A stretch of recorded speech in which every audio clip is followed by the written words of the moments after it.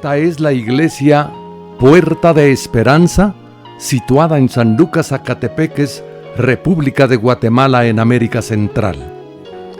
Para la gloria de Dios, nuestra congregación fundamenta su fe en Jesucristo y en las Santas Escrituras.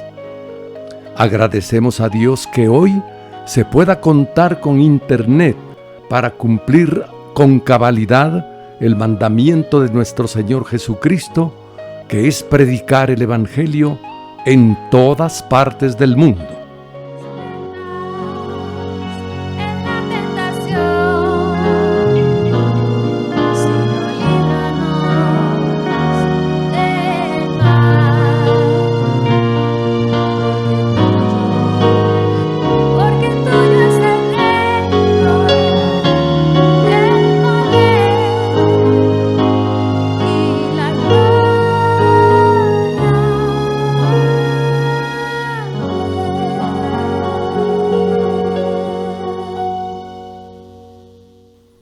Con mucho agrado, ofrecemos hoy la prédica de nuestro pastor general, el licenciado Gustavo Adolfo Bonilla.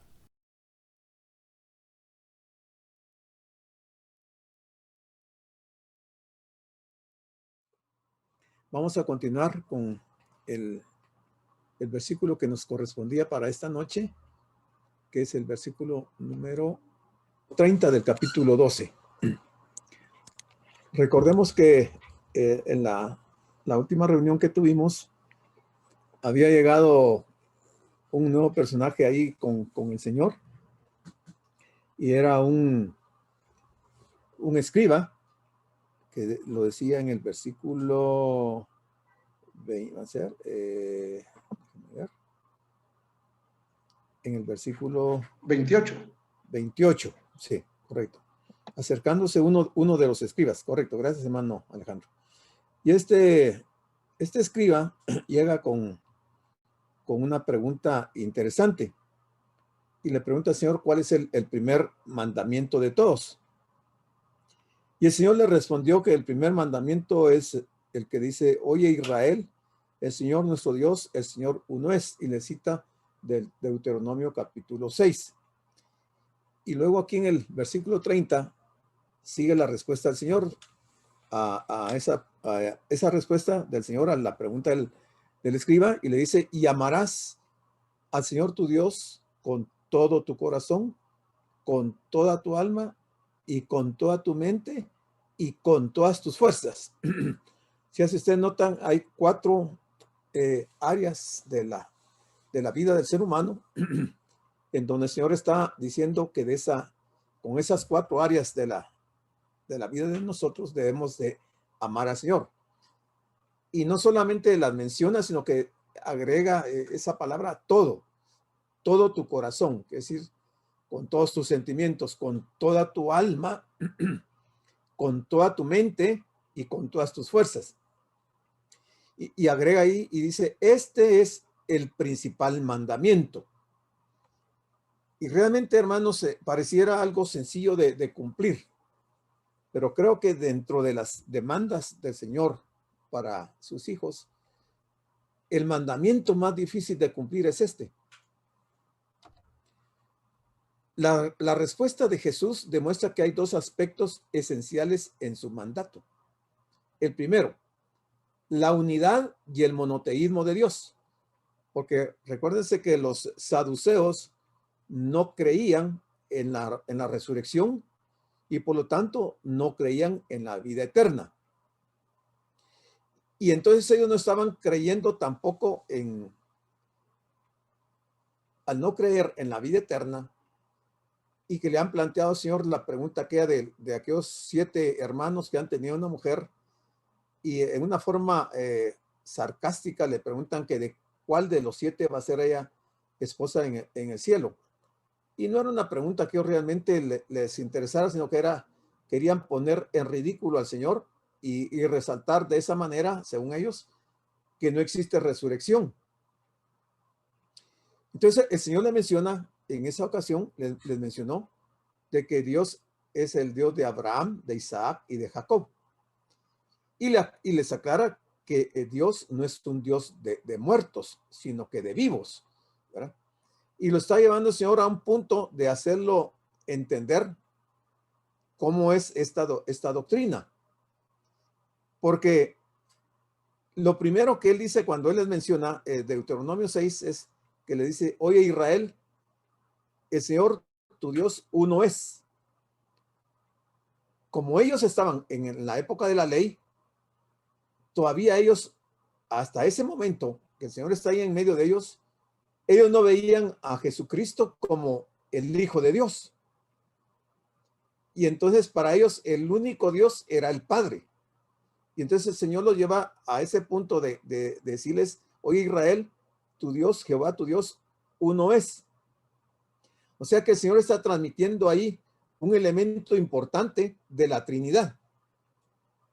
Pero que esa Trinidad está conformada por una unidad, que no le está hablando él de tres dioses. Está hablando de un Dios. Por eso aquí él, en esta presentación que hay dice la unidad y el monoteísmo de Dios, porque está resaltando esa parte. Y el segundo punto de estos aspectos esenciales de su mandato es que nuestra total entrega a él, debe de haber una total entrega de nosotros y solo a él. Amarás al Señor tu Dios con todo tu corazón, con toda tu mente, con todas tus fuerzas. De eso está hablando él en este pasaje.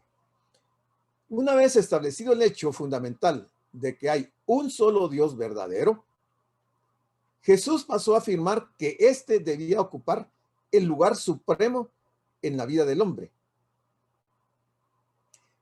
Esto es fácil escribirlo y es fácil leerlo, pero no es fácil cumplirlo. Porque aunque hay un solo Dios verdadero, ese Dios debiera de ocupar en nuestras vidas un lugar supremo. Pero eso no es así en la realidad. Por lo menos en muchos de nosotros esto no es una realidad. Dios no ocupa en nuestras vidas un lugar supremo. Hay otras personas u otras cosas que son las que ocupan ese lugar en nuestra vida. Y hemos relegado a Dios a una segunda posición. Por supuesto que Dios entiende nuestra condición de seres humanos y que tenemos muchas responsabilidades. Tenemos responsabilidades laborales, responsabilidades familiares y de todo tipo. Pero eso no debiera de restar la importancia que Dios se merece, debiera merecerse en nuestras vidas. En algún momento de nuestra vida quizás lo vamos a llegar a entender y vamos a llevar a la práctica este mandamiento, que es el principal de los mandamientos. Y este escriba está preguntándole al Señor cuál es ese mandamiento principal, cuál es el más importante. Y el Señor se lo está diciendo muy abiertamente. No le está escondiendo ningún punto de esta parte de la Biblia. Sin lugar a dudas, este es el mandamiento más difícil de cumplir para el hombre. Yo no sé si para alguno de ustedes este mandamiento ha sido fácil de cumplir. ¿Alguien de ustedes tiene esa experiencia? ¿Para quién de ustedes este mandamiento ha sido fácil de llevarlo a la práctica? ¿O todos estamos iguales? ¿Verdad que es un mandamiento difícil? Las razones por la cual es difícil de cumplir este mandamiento, podríamos ver por lo menos dos razones por las cuales ese mandamiento nosotros no podemos cumplirlo a cabalidad. Primero, el maestro añadió la mente. ¿Por qué agrega la mente? Agrega la mente entre aquellas facultades que le han sido dadas al hombre y que deben estar involucradas en su amor a Dios. La mente debe estar involucrada en nuestro amor a Dios. Tal vez a muchos les parezca extraña esta inclusión, porque identifican el amor con las emociones y no con el intelecto. Yo creo que de una manera en que no nos damos cuenta, nuestro amor está casi basado en la en las emociones, pero no lo relacionamos con el intelecto, o sea, con la mente. Y el Señor aquí está agregando que amemos al Señor también con toda nuestra mente. Algo de esto parece estar ocurriendo en la actualidad en algunas iglesias evangélicas, donde lo importante parece ser lo que se siente en los cultos y no lo que se aprende de la palabra. Yo he tenido la oportunidad, y yo creo que ustedes también, que en algunas ocasiones algunos hermanos se nos han acercado para decirnos, qué bonito estuvo el servicio, qué lindo estuvo el servicio, sentí la presencia de Dios. Se están dejando llevar por las emociones.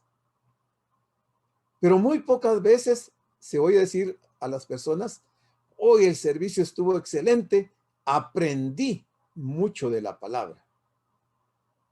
Porque a veces también oímos la palabra, pero no la aprendemos. En el momento que se nos hace ver, nosotros lo asimilamos, pero al segundo, a los minutos, se nos olvidó. Entonces no aprendimos la palabra. Simplemente la oímos sin que haya quedado grabada en nuestro corazón. Entonces no le damos el valor que se merece a la palabra, porque nosotros somos de esa naturaleza que nos dejamos llevar por las emociones, por lo que el corazón nos dicta, pero no con el intelecto, con la mente. Porque si fuera con la mente, entonces la palabra quedaría grabada en nuestros corazones. Ahora, la pregunta sería, ¿cómo podemos nosotros amar a quien no conocemos? Es un poco difícil, ¿verdad? Amar a alguien que no se conoce.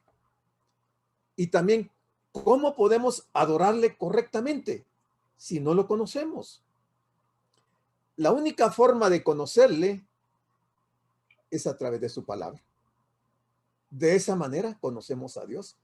Porque si estamos esperando a que el Señor se nos aparezca, que haya una teofanía en nuestras vidas, una experiencia de una teofanía, y que el Señor venga como se le apareció en muchas ocasiones a Pablo, yo creo que nos pasaremos tal vez nuestra vida y eso no va a ocurrir, de que el Señor se nos aparezca en una forma física a nosotros. Pero sí lo podemos conocer a través de la palabra. Si creemos que la palabra, que la Biblia es la palabra de Dios. Porque mucha gente tampoco cree que la Biblia sea la palabra de Dios. Porque si la creyéramos que esa es la palabra de Dios, nuestras conductas serían diferentes. Dice, y si la desconocemos, tendremos que escuchar la misma reprensión que Jesús hizo a la mujer samaritana. Y mire qué interesante esas palabras que el Señor le dijo en aquella ocasión a la mujer samaritana. Le dice, vosotros adoráis lo que no sabéis. Por eso decíamos aquí al principio con la pregunta, ¿cómo podemos amar a alguien a quien no conocemos? ¿O cómo le podemos adorar correctamente? Y el Señor se lo dijo a la mujer samaritana. Se lo dijo claramente. O sea, si ellos no estaban adorando a Dios, entonces, ¿a quién estaban adorando? Dice, adoráis lo que no sabéis. Lástima que ese pasaje no es más extenso como para haber sabido qué era lo que la mujer samaritana y toda esta gente de Samaria adoraban, porque tenían sus servicios de adoración. Pero el Señor les hace ver que no saben lo que están adorando. Curiosamente, en nuestro tiempo, hay mucha gente dentro de nuestras iglesias que adoran lo que no saben. Entonces, que simplemente siguen un patrón de conducta, un patrón religioso, y levantan sus manos y expresan algunas palabras, pero no saben que están adorando. Están ajenos a quién es a quien están adorando. Simplemente es un rito que en una forma automática, mecánica, se lleva a cabo. Porque si tuviéramos conciencia de a quién estamos adorando, la situación sería diferente. Ya no nos dejaríamos llevar por los sentimientos del corazón, sino que por el intelecto. Y es que yo creo que la culpa a veces no es de nosotros, sino que son de los pastores que hemos tenido, porque nos han enseñado que no debemos de razonar la palabra. Ese es un tremendo error. ¿Cómo es que no vamos a razonar la palabra? ¿Cómo es que no vamos a poner todo nuestro sentido en aprender la palabra, en saber qué es lo que nos está diciendo, en conocer el significado? Si el significado de la palabra no se conoce con el corazón, el significado de la palabra se conoce con nuestra mente. Y por eso es que en Nehemías capítulo 8 es un pasaje que a mí me gusta mucho, 8:8 de Nehemías. Ahí habla que la gente tenía el sentido, dice así, tenía el sentido puesto en la lectura de la palabra. Y obviamente ellos tenían el sentido puesto en la escritura, porque si recordamos en ese momento que Nehemías está leyendo la palabra, los judíos que habían regresado de Babilonia no regresaron con su Biblia cada uno. No habían rollos, no habían copias de los rollos para cada uno. Los tenían algunos sacerdotes. Entonces ellos no podían estar en sus casas leyendo los rollos porque no los tenían. Y si habían estado cautivos 70 años en Babilonia, obviamente que cuando ellos tienen la oportunidad de oír la palabra, entonces ponen todo el sentido porque era su oportunidad de oro de oír la palabra de Dios. Pero nosotros nos hemos acostumbrado tanto a oír la palabra que realmente uno se queda un poquito afectado, impresionado y a veces hasta molesto, que mientras el predicador o el maestro está dando la enseñanza, ahí están las personas hablando entre sí, están atendiendo su teléfono, están leyendo otras cosas y no tienen el sentido puesto en la palabra. Entonces, ¿cómo vamos a conocer al Señor si no le prestamos atención, si no ponemos nuestra mente en la enseñanza? Y entonces así se nos puede predicar 1000 años que nunca vamos a aprender y menos que vayamos a conocer al Señor. Y si no lo conocemos, ¿cómo lo vamos a adorar? Imposible. Estamos actuando como la mujer samaritana, adorando lo que no sabemos. Y eso es, yo creo que esa es una realidad que muchos lo sabemos, pero no le prestamos atención ni damos pasos en favor de cambiar ese tipo de actitud. Tal vez nuestras intenciones sean buenas, pero lo estaremos haciendo mal. No se puede amar ni adorar a un Dios al que no conocemos. Definitivamente. Eso es imposible. No se puede amar ni adorar a un Dios al que no conocemos.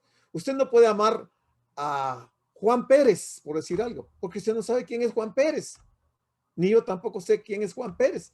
¿Cómo vamos a adorar a Juan Pérez, a amar a Juan Pérez? Pues algo así nos pasa con eso. ¿Cómo vamos a adorar al Señor si no sabemos quién es el Señor? Tenemos alguna leve noción de lo que es el Señor porque hemos oído algunos mensajes, pero personalmente muchas veces no lo conocemos. Y al no conocerlo, entonces no lo podemos adorar. Segunda razón, dice, ¿cómo es posible amar a un Dios santo? Pero si en nuestra lucha por amar a Dios tenemos que reconocer dificultades intelectuales, no son estas las más difíciles que tenemos que superar. ¿Cómo puede un hombre pecador llegar a amar a un Dios santo que aborrece el pecado? Imposible. Un practicante del pecado no puede amar a un Dios santo porque está sumergido en su pecado y ese pecado lo separa de Dios. Entonces, no puede tener comunión con Dios. Imposible. Dios aborrece el pecado. Entonces no se puede amar a ese Dios santo si una persona está involucrada en el pecado. De hecho, si una vez que hemos sido perdonados por Dios, mantenemos una actitud fría y distante con Él, sería más que razonable dudar de si realmente hemos experimentado genuinamente el perdón de Dios. Definitivamente, hermanos. O sea, si nuestra actitud en la congregación, en la iglesia o en nuestro devocional,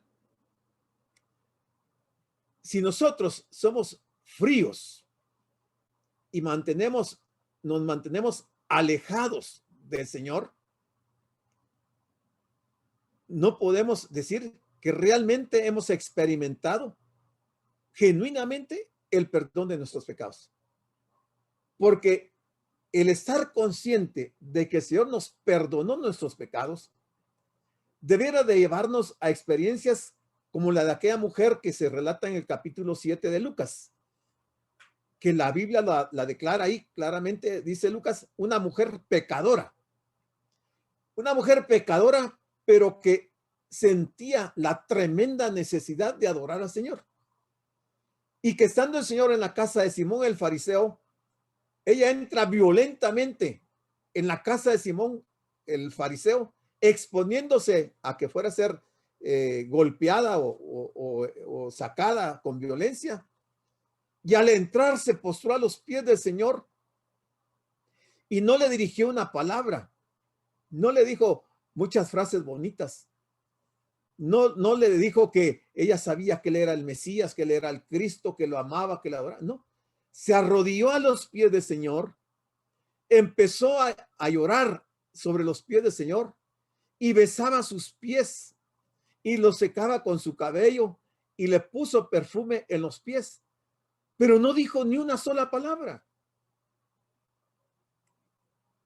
O sea, cuando uno reconoce que es pecador y que realmente uno quiere tener ese acercamiento con el Señor y no tomar actitudes frías e indiferentes con el Señor, nos va a llevar a dejar de lado muchas veces nuestras actividades seculares.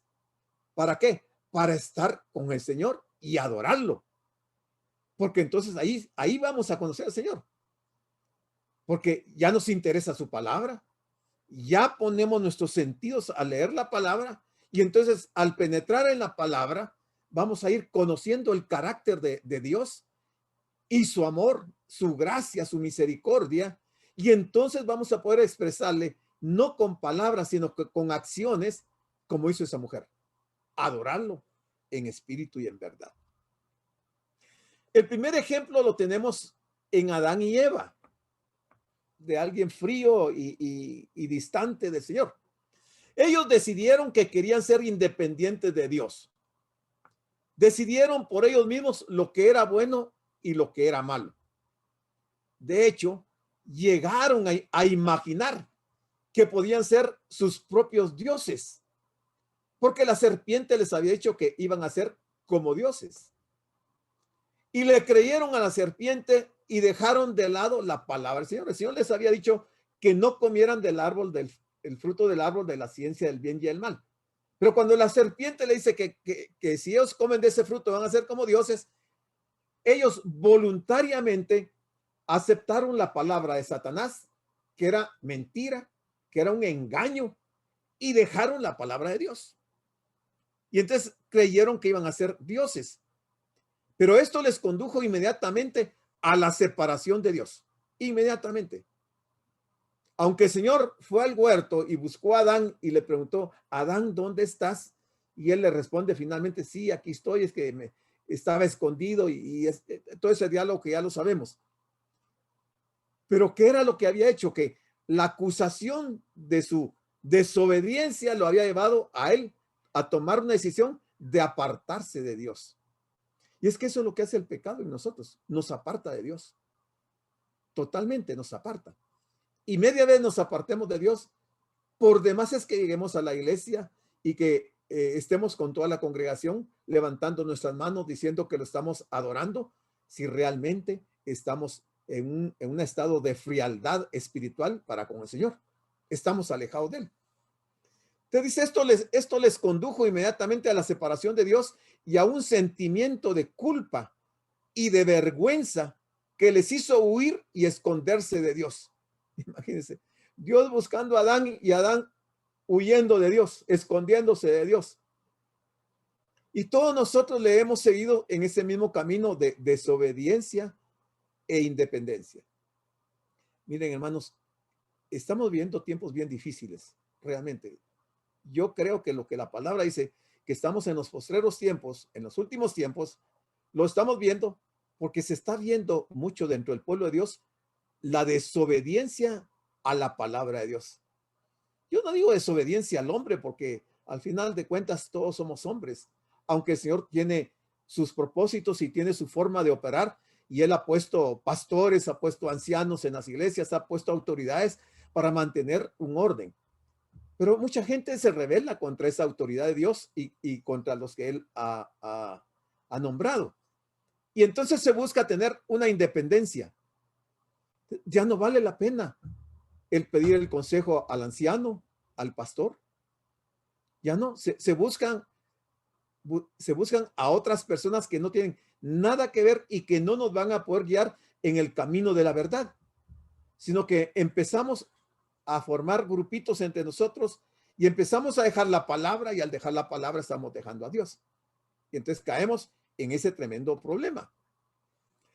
Y entonces en el versículo 31 el Señor le dice a este escriba, y el segundo es semejante: amarás a tu prójimo como a ti mismo. Y luego agrega, no hay otro mandamiento mayor que estos. Y tanto el primero de amar a Dios con todo el corazón, con toda el alma, con toda la mente y con todas las fuerzas, y este otro, amar a tu prójimo como a ti mismo, son dos mandamientos que de aquí lo dice claramente, no hay otro mandamiento mayor que estos. Pero estos son los que normalmente nosotros violentamos, y a veces en una forma premeditada. Ahora veamos esto de amar al prójimo. Esto de amar al prójimo es una cita de Levítico 19:18 en la Septuaginta. Jesús relaciona la verdad teológica con las demandas prácticas y éticas. Y ahí podríamos ir a Zacarías, ver los capítulos 7 y 8. O sea, relacionar la verdad teológica con las demandas prácticas y éticas que nos dice Levítico 19:18 y también Zacarías 7:8 en relación a amar al prójimo.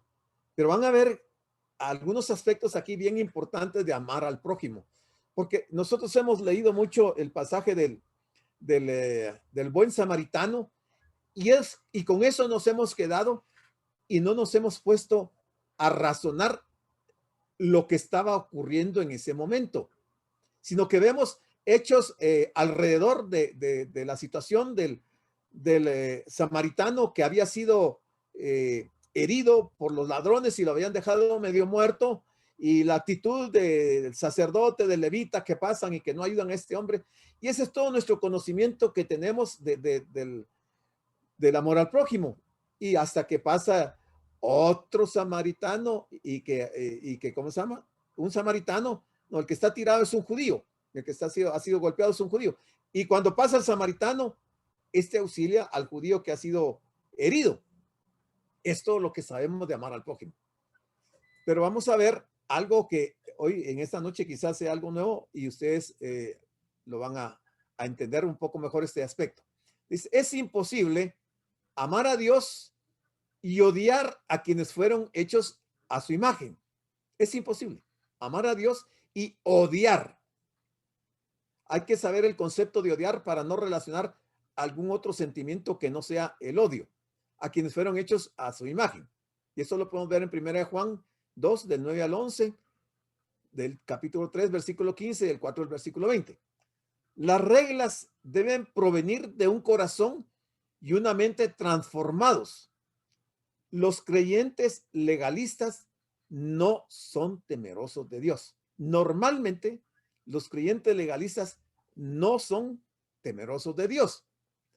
Aunque el escriba solo había preguntado cuál era el principal mandamiento, Jesús fue más allá en su respuesta y también le indicó cuál era el segundo mandamiento en importancia. Para ello, nuevamente volvió a citar las Escrituras. Jesús le dijo que este segundo mandamiento era semejante al anterior. Con esto estaba dando a entender que ambos estaban íntimamente ligados. Si amamos a Dios, necesariamente debemos amar a nuestro prójimo, que lleva la imagen de Dios.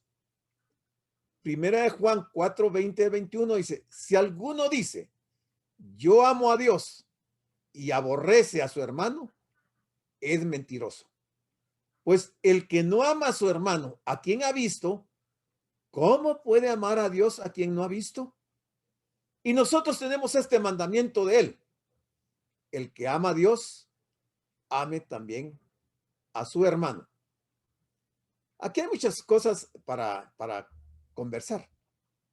Ame también a su hermano. El hermano es un título específico. El que ama a Dios, ame también a su hermano.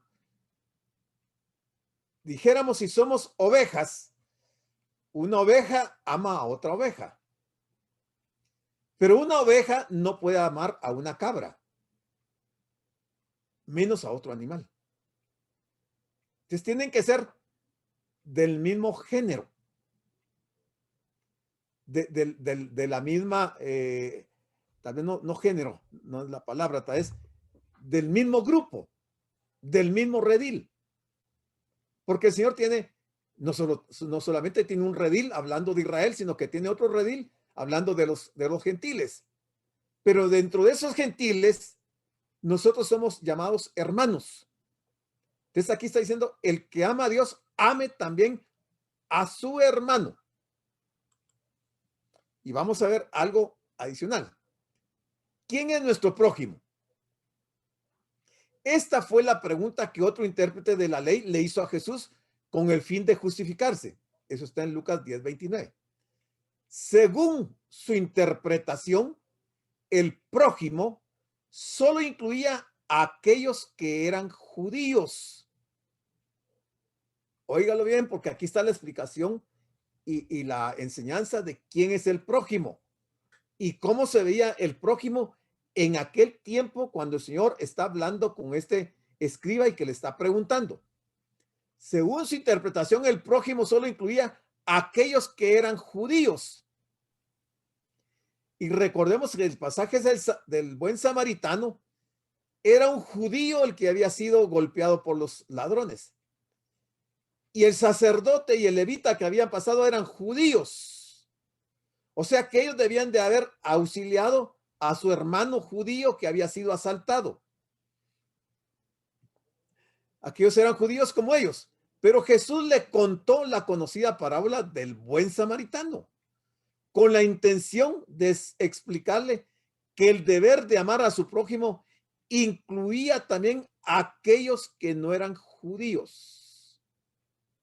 No sé si se está entendiendo, pero aquí la explicación es bien comprensible. Recordemos que los judíos eran muy racistas y ellos no se relacionaban con nadie más. Entonces, si ni entre ellos mismos se amaban, ¿cómo iban a amar a alguien que no era judío? Si lo traemos a nuestra época, si nosotros solo amamos a los hermanos de Puerta de Esperanza y no amamos a otros hermanos de otras congregaciones, estamos tomando la misma conducta de los judíos. Estamos siendo sectaristas. Estamos solamente nosotros creyendo que estamos haciendo la voluntad de Dios, pero no estamos cumpliendo con eso.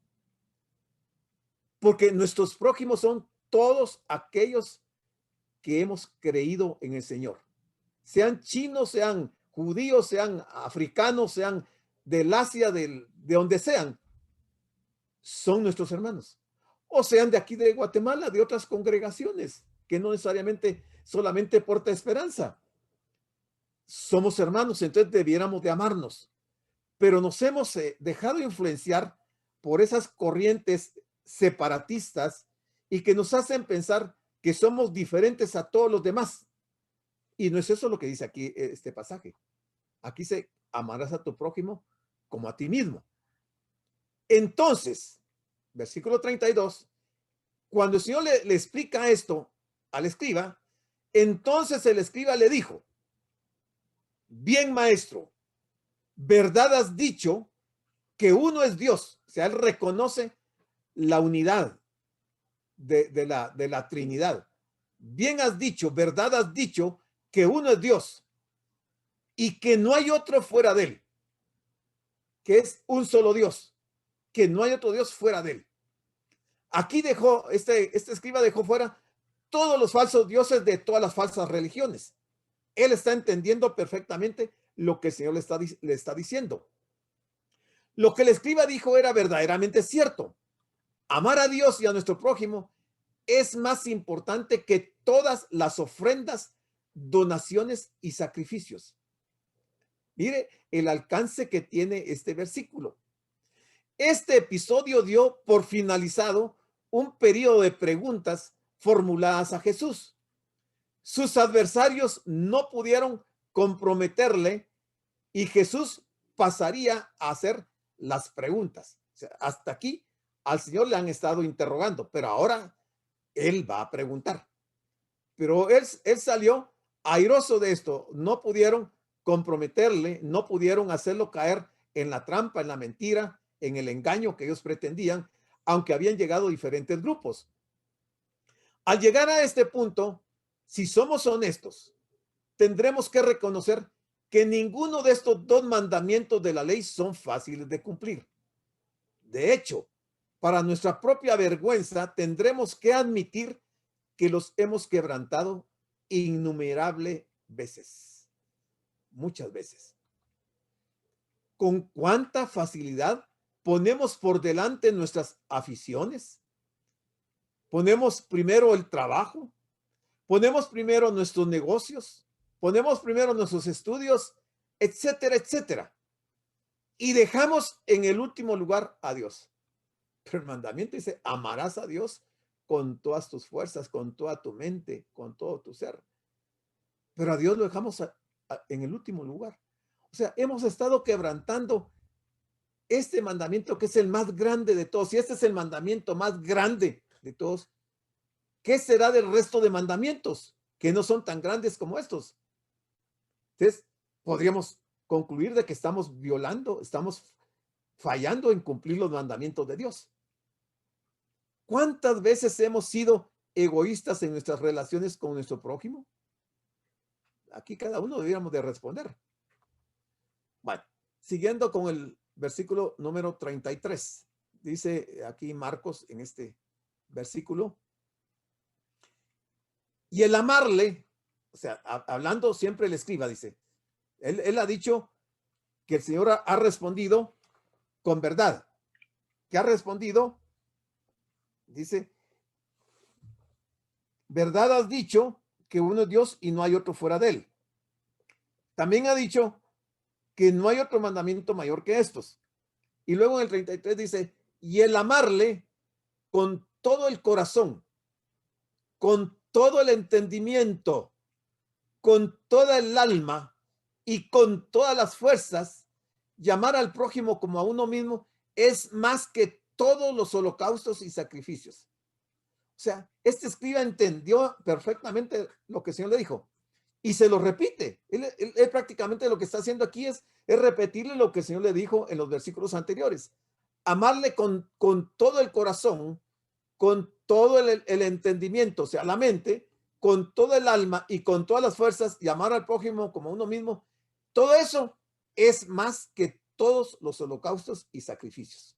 O sea, presentar holocaustos y sacrificios, bueno, nosotros como cristianos no lo hacemos como lo hacían los judíos, porque los judíos presentaban corderitos, becerros y un montón de animales en holocaustos y en sacrificios. Nosotros no lo tenemos que hacer, pero en ese tiempo era válido.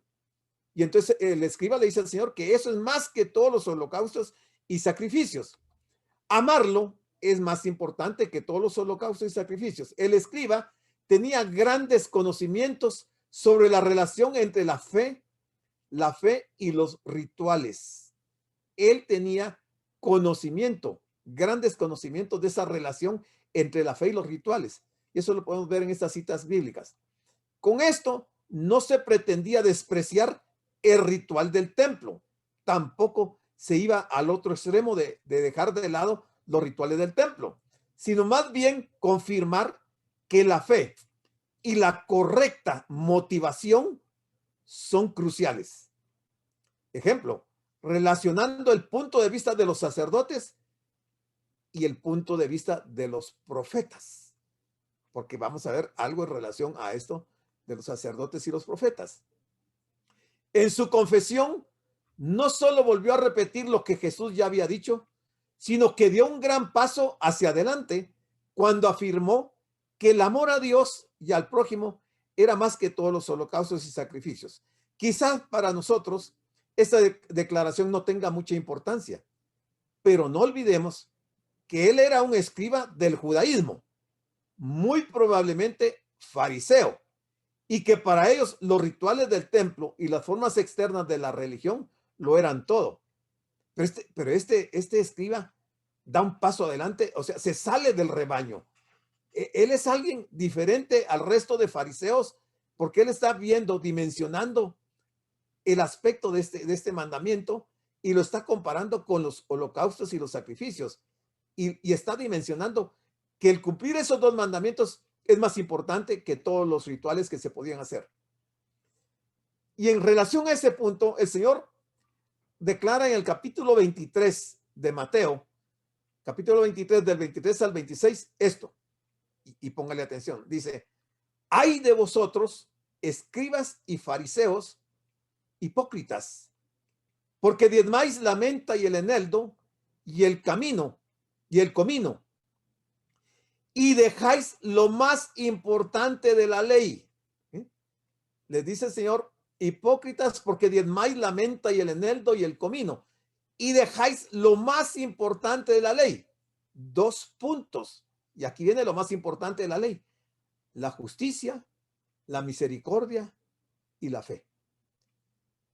Y el Señor lo explica, se lo dice ahí claramente, dice, esto era necesario hacer. ¿Cuál era necesario hacer? Diezmar la menta, el eneldo y el comino, sin dejar de hacer aquello. ¿Cuál? La justicia, la misericordia y la fe. No podían dejar de hacer aquello.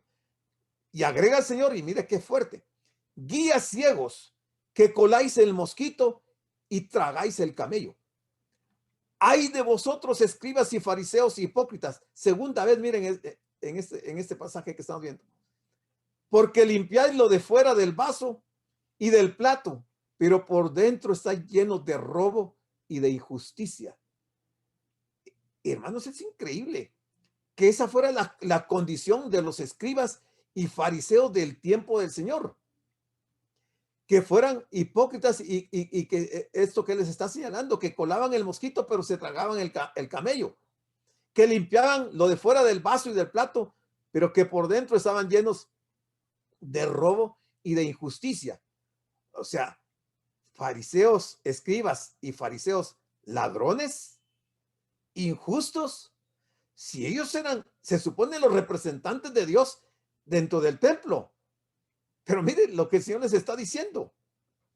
Y luego dice, fariseo ciego, limpia primero lo de dentro del vaso y del plato para que también lo de fuera sea limpio. Pero llama la atención este pasaje, hermanos, porque el Señor valida los dos aspectos. El asunto de la ofrenda o diezmos y el asunto de la justicia, la misericordia y la fe. Y a los dos dice, esto era necesario hacer sin dejar de hacer aquello. O sea, las dos cosas las valida el Señor. En el 34, Jesús entonces, viendo que había respondido sabiamente, o sea, el Señor lo está oyendo a este escriba, y viendo que había respondido sabiamente, le dijo, no estás lejos del reino de Dios.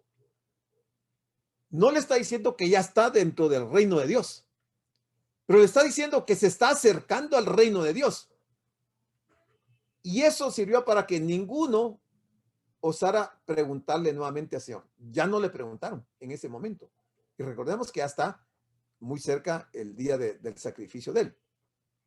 Pero llama la atención esto, que el Señor le dice a ese escriba que había respondido sabiamente y le asegura, no estás lejos del reino de Dios.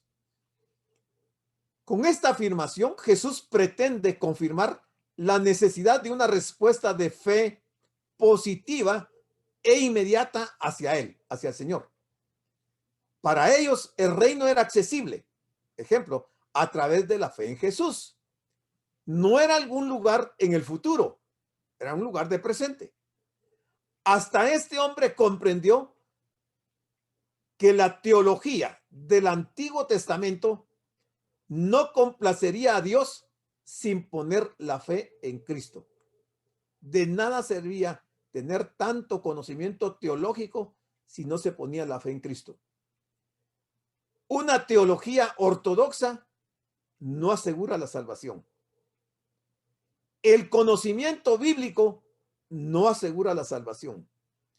Los ritos religiosos y la liturgia no aseguran la salvación. La fe en Cristo es el único camino para la salvación. Pero miren, es un poco complejo ir llevando el hilo de estos estudios, porque comprende varios aspectos de nuestra vida y nuestra relación con el Señor, pero que todos son importantes. Nuestro Señor ensalzó la actitud de este escriba y reconoció que estaba cerca del reino de Dios. Sin embargo, notamos que no dijo que ya estaba dentro del reino de Dios, sino que no estaba lejos. Esta diferencia es vital. Entonces, ¿qué le faltaba a este escriba? La respuesta la encontraremos en el siguiente párrafo. Ahí veremos que el Señor vuelve a referirse a los escribas y notaremos que lo que le faltaba era creer en Jesús como el legítimo descendiente de David, como su Dios, como su Señor y como su Salvador. Solo entonces podría entrar en el reino de Dios.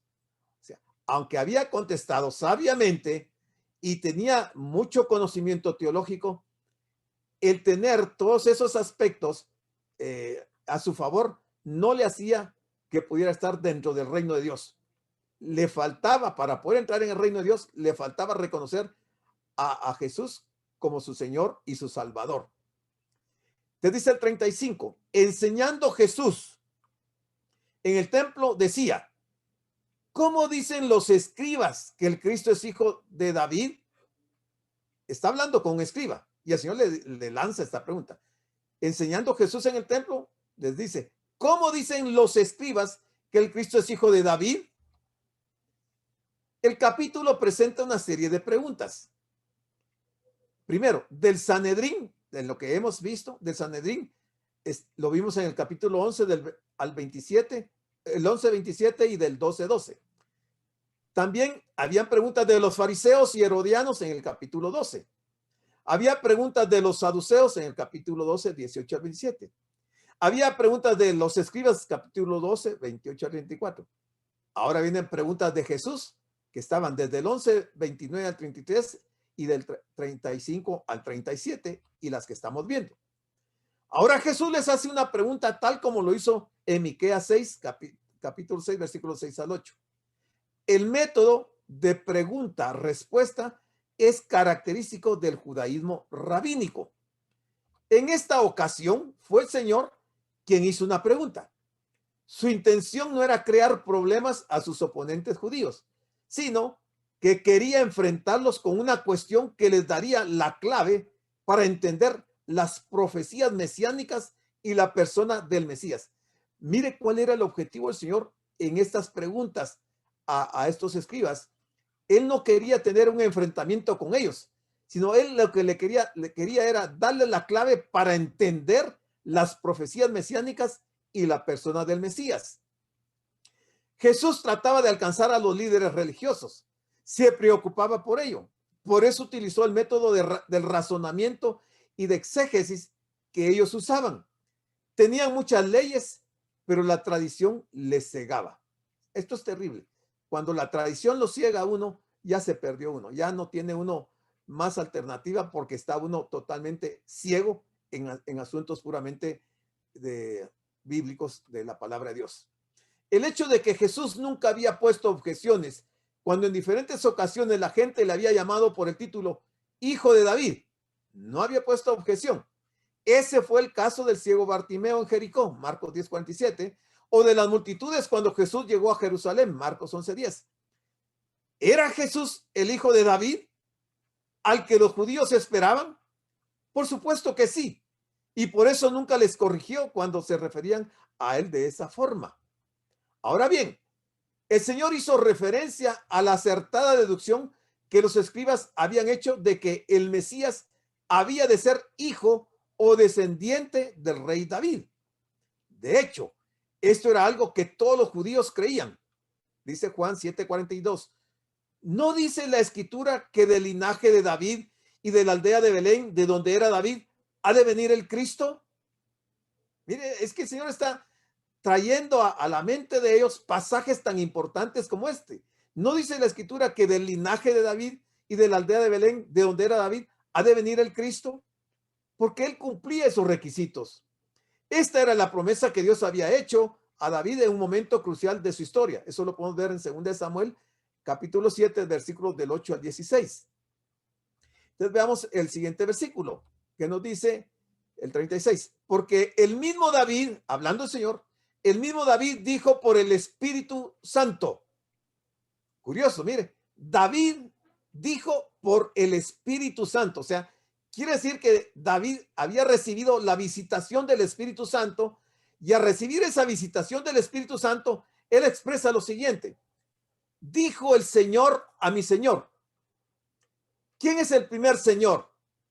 El primer Señor es el Padre. ¿Quién es el segundo Señor? Es Jesucristo. Entonces él dice, dijo el Señor a mi Señor, siéntate a mi diestra hasta que ponga a tus enemigos por estrado de tus pies. El Padre diciéndole al Hijo, y eso lo dijo David por el Espíritu Santo, y el Señor lo trae aquí a validar en este versículo 36. Siéntate a mi diestra. Nunca nadie antes ni después se sentará alguno a la diestra del Señor, porque ese lugar le pertenece al Mesías, al Hijo de Dios. ¿Hasta qué? ¿Hasta cuándo? Hasta que ponga a tus enemigos por estrado de tus pies. En esta ocasión citó el Salmo 110, versículo 1, e hizo dos importantes afirmaciones. Primero, que el Salmo había sido escrito por David, y segundo, y también que había sido inspirado por el Espíritu Santo, porque el mismo David dijo por el Espíritu Santo. Sin duda, este es un versículo muy importante en cuanto a la doble autoría de la Biblia, la humana y la divina. El Salmo de David comenzaba con una invitación a sentarse en el trono. Jehová dijo a mi Señor, o sea, el Señor dijo a mi Señor, siéntate a mi diestra. Ahora bien, ¿quién hacía la invitación y a quién se dirigía la invitación? Ya lo dijimos. 37. David mismo le llama Señor. ¿Cómo puede ser su hijo si le está llamando Señor? Y gran multitud del pueblo le oía de buena gana. En ese momento, estas son palabras del Señor. Jesús quiere que recapaciten sobre el hecho de que el mismo David había reconocido que su hijo, el que descendía de la descendencia de él, tendría una dignidad mucho mayor que la suya. Por un lado, habría de venir del linaje de David, pero por otro, era anterior al mismo David, era la raíz de David.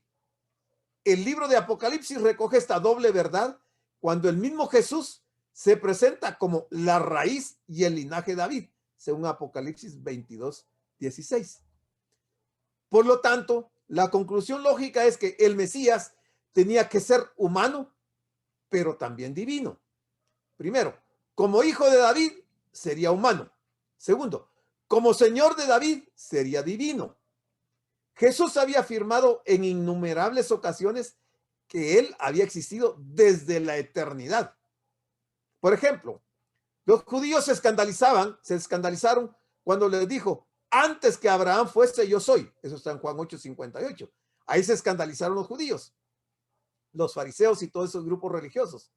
A la vista de todo esto, podemos concluir que en este Salmo 110, Dios Padre se estaba dirigiendo a Dios Hijo, concediéndole la honrosa posición a su diestra. La muchedumbre lo escuchaba con agrado. Las grandes multitudes son una característica constante en el Evangelio de Marcos.